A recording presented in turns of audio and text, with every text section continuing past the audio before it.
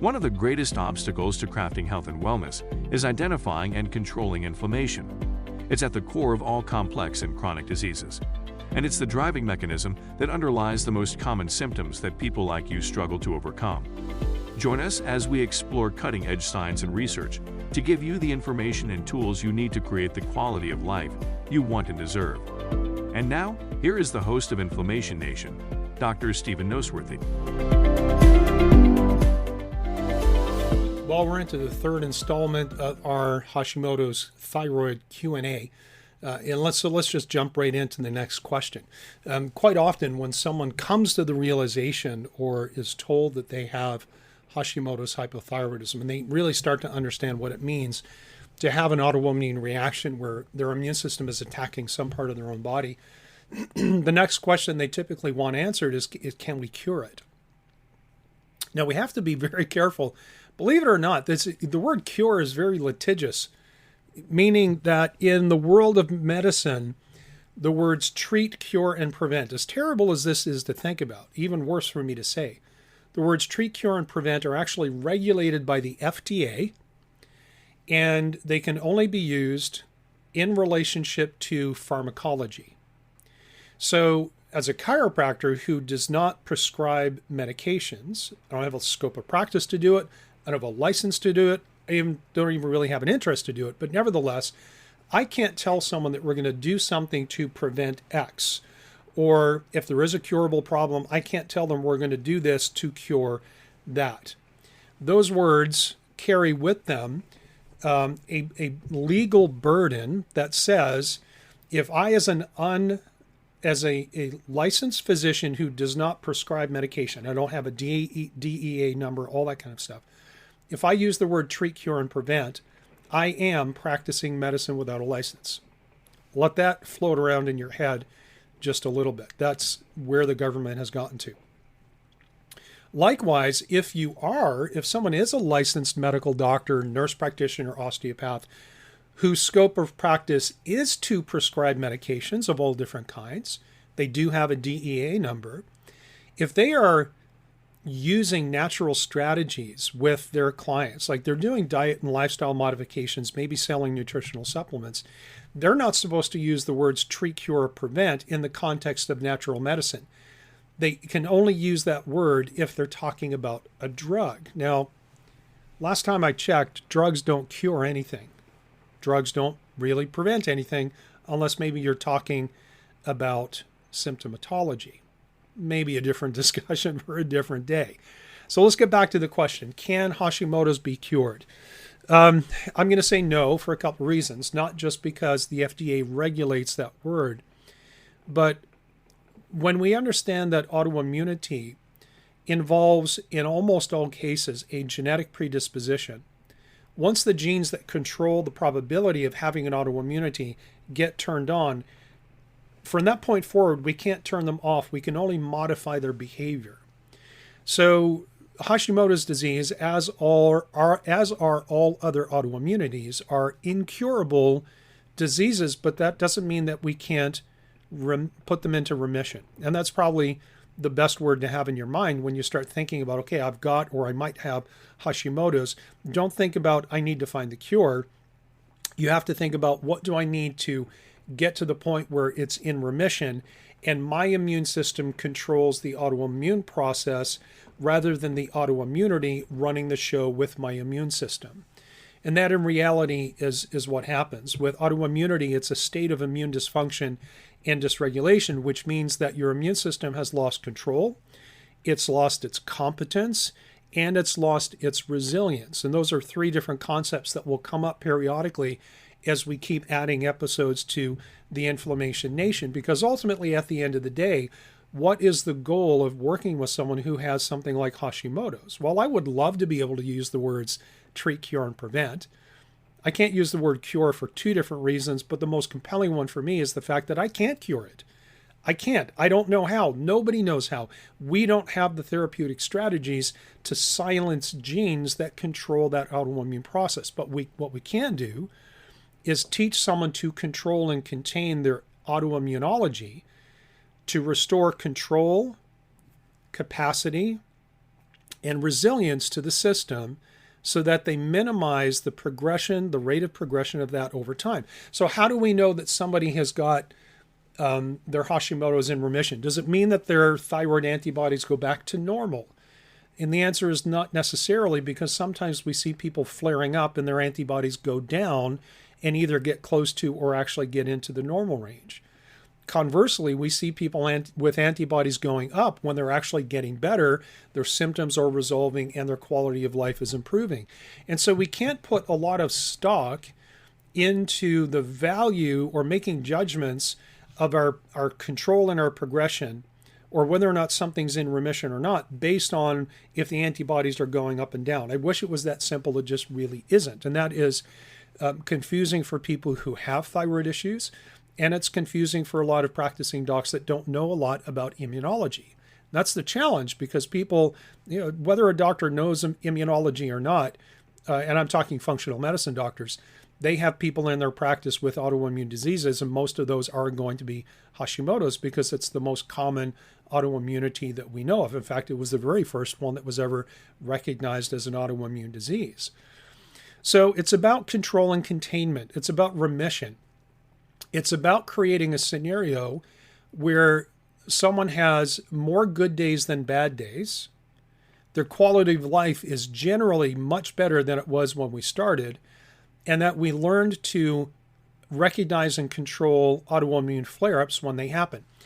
If you have somebody who is experiencing frequent flare-ups where their symptoms get worse, they get really bad when they're bad, and it takes forever for them to calm down and get back to whatever their baseline is, that is a hallmark sign of someone who has an uncontrolled, uncontained autoimmune problem. But if we have someone who has worked through a process and they get to the point where their flare-ups are much less frequent, when they happen, they're less severe, and when they happen, it's faster to bounce back to what they consider to be normal, and they have a strategy in place they know what to do when that actually happens.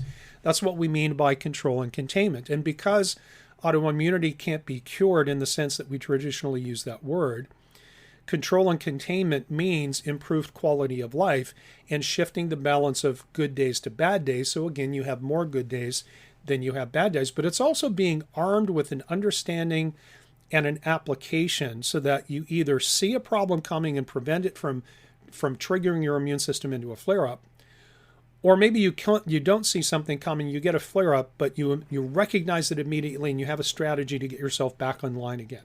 That's the ultimate goal.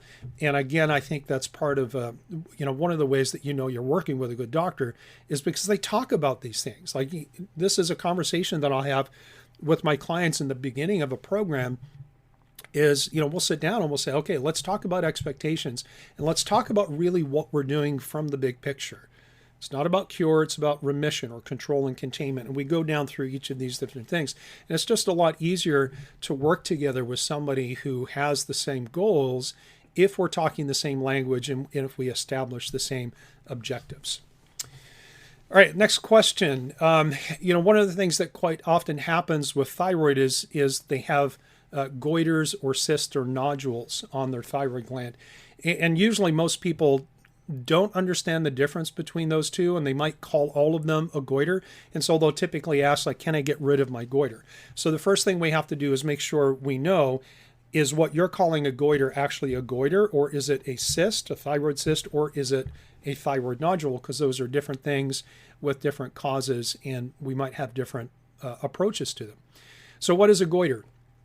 A goiter is a permanent enlargement of the thyroid gland that is caused by chronic TSH stimulation, right? And the science and the geeky stuff is too complicated to go into now, because there are a couple of different ways you can get to this place. But when someone has a chronically elevated TSH, that actually sends an anabolic signal to the thyroid gland that says, hey, increase your activity level, which means over time the thyroid begins to grow and grow and grow. And that is permanent enlargement. Imagine if you could go to the gym and lift weights and grow some muscle, and then that muscle stays there forever. That's kind of like what happens with thyroid goiter. And ultimately, at the end, the only way to get rid of goiter without actually surgically removing it is to be on thyroid hormone replacement with TSH almost not measurable for such a long period of time that the gland, which is no longer receiving growth signals from TSH, begins to atrophy, but that can take decades. So we call goiter, or we describe goiter, as a permanent enlargement of the thyroid gland from chronic TSH stimulation. So who's at risk of this? People in areas that are underserved with medical services, and they just go very, very, very long periods of time in a true hypothyroid state where their TSH is always elevated, but because they don't have access to medical care, they never get diagnosed and placed on medications. But then there's the person who's like the purist. Not the purist in the sense of more pure, but the purist in the sense of, I want to do everything naturally, and I hate medications, and I'll never take medications. I'm going to do everything with herbs and supplements and meditation or whatever the case is. And I understand that. I totally get that philosophy, and I wish that was the world that we lived in. But the reality is that if somebody says, okay, I've been diagnosed with hypothyroidism, which means your TSH is already elevated. If you refuse hormone replacement therapy in the form of thyroid medications, not even talking about synthetic versus bioidentical at this point, if you refuse and you go on the hunt trying to find the magic supplement that's going to fix your thyroid, and the entire time you have no idea that you have an autoimmunity, or maybe you do, you just don't know what to do to try to manage that, the longer you go with that unmanaged elevated TSH, the more likely it is that you're going to get the permanent growth of the thyroid. And so sometimes our perspective and our attitude really makes a huge difference, and we end up with more problems than we're asking for if we adopt an attitude that there is zero value in conventional medicine. And if I've ever given you the impression that I believe that, let me correct you right now. I think there's tremendous value in conventional medicine for the things that they're good at. For the things they're not, there's not much value at all, which is why so many people are flocking away from conventional medicine and then exploring things like natural or functional medicine.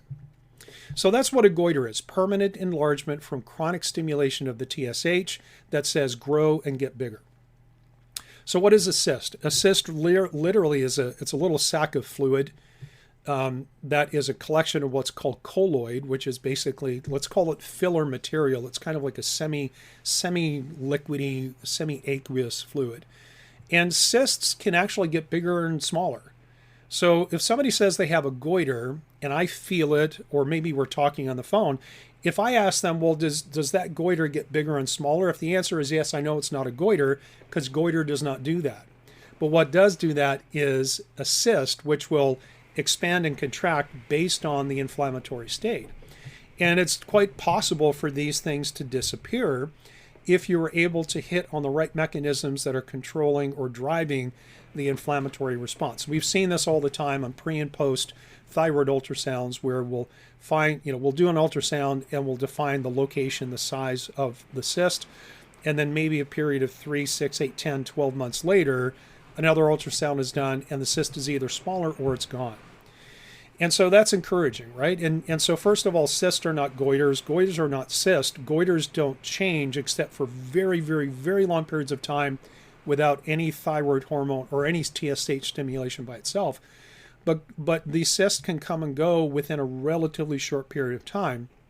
And I say short period of time relative to how long it actually takes for the gland to atrophy if you have a true goiter. And then the final part is nodules. Nodules are not goiters, but goiters can have nodules. And you can have cysts and nodules at the same time. And nodules, for the most part, are not cancerous, but sometimes they are. The general rule is only about 5% of thyroid nodules are cancerous. The vast majority of those are benign and they're not malignant, which is the good news. The worst type of thyroid nodule is the single nodule that shows up in an elderly white male. That's what the statistics are. So if you're a female, the younger you are, the smaller your nodule is. And if you have more than one nodule, that kind of stacks the statistics in your favor that says it's not cancer, and if it is, it's probably a benign and it's easily treatable. That doesn't mean that thyroid cancer can't show up with multiple nodules. It certainly can. So what is a nodule? What's the most common cause? Well, nodules are classified as either hot or cold. Cold nodules are basically hardened parts of the thyroid gland that don't make thyroid hormones. Or you can have a hot nodule or an active nodule where the nodule actually autonomously makes thyroid hormones in addition to what the gland in general is making. And those people tend to have flare-ups and prolonged episodes of high thyroid symptomatology. As they churn out more and more thyroid hormones, they actually become hyperthyroid under that influence. And these things can be defined pretty easily by doing, not biopsies first, but thyroid ultrasounds, and if needed, radioactive iodine study, and if needed, thyroid biopsy to actually look at the tissues and look at the cells. But there are two primary causes of what we call a multinodular goiter, which is probably the most common finding in people with Hashimoto's. I would say multinodular goiter, then cyst, and then true goiter. We don't usually see true goiter around here because things are diagnosed fairly quickly, and then people are placed on meds to prevent that TSH stimulation. But nevertheless, the two main causes of multinodular goiter, number one is Hashimoto's. It's just the autoimmunity itself, the chronic inflammation in the thyroid gland from the immune system chronically attacking it starts to create these nodules. And so we have a multinodular goiter. But there's another reason why someone can get a multinodular goiter and yet not have Hashimoto's. And the primary cause there are states of hyperinsulinemia, high insulin. So we're talking about people with insulin resistance metabolic syndrome or type 1 or type 2, actually let's call it type 2 diabetes, unless a type 1 is taking too much insulin, and that's typically well controlled by the medical field. So if you have a multinodular goiter, it's probably because you have Hashimoto's. But if you have a multinodular goiter, but you don't have Hashimoto's, you're not hypothyroid, the next most common cause of that is high insulin states, and you need to start working on things like blood sugar control and metabolic syndrome. So we got a couple more questions before the Q&A section is done. Let's move it over to the next episode. Thank you so much for listening to the Inflammation Nation. If you found this episode valuable, please rate, review, and subscribe to our podcast. Be the first to know when a new episode drops so that you can stay on top of your game. It also helps others like you find the answers they need. And why not head over to my main website, drnoseworthy.com, that's drnoseworthy.com, to explore my personalized functional medicine coaching programs, submit a question to the podcast, maybe take a quiz, or even reach out to me using the contact form that you can find there. We'll see you next time.